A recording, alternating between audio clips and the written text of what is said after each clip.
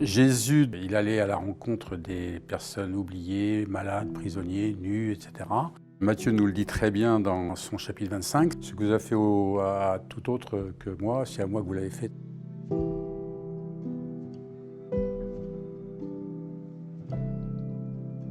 C'est un évangile qui me parle beaucoup, qui m'a droit au cœur, et j'essaye de le vivre du mieux possible. Alors après, j'ai mes limites, hein, je suis un être humain.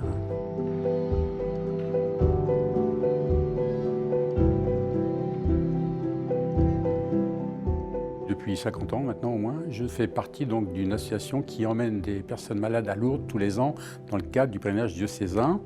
Et en 2012, je me suis dit, mais Denis, il faut peut-être faire autre chose que ça. Et c'est là où j'ai commencé à porter la communion à domicile.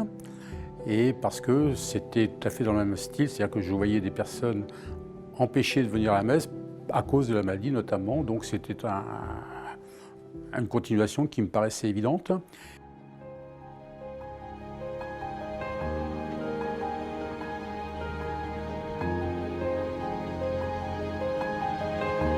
Être chrétien, c'est essayer de vivre l'évangile. Dans la pratique courante, c'est être charitable. S'occuper de son prochain, veiller aux voisins, rendre service.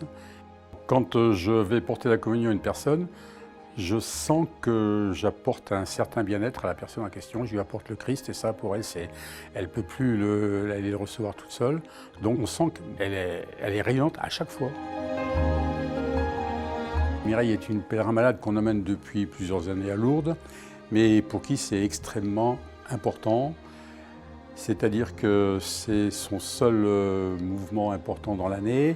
On est allé chez elle. Je lui ai dit, Mireille, je viens vous inscrire pour Lourdes. Alors là, c'était un grand sourire, elle était émerveillée et tout. Et on sent, là, quand on va chez elle avec ça, on sent que ça lui a apporté un rayon de soleil pour la journée, voire la semaine. Hein. Il faut voir les sourires au retour, c'est inexprimable.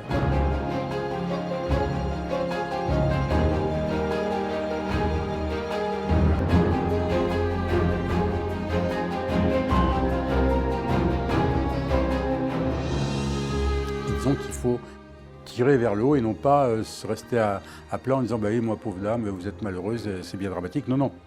Lui donner l'espoir, lui proposer quelque chose de positif qui va l'émanciper, qui va la tirer vers le haut, qui lui donnera envie. Moi, je suis convaincu que Dieu intervient pour nous, certainement pas dans nos souhaits directs, mais qu'en revanche, il est bienfaiteur à notre égard, sans qu'on sache exactement ce qu'il fait. Si nous faisons le bien, c'est évident que Dieu est derrière.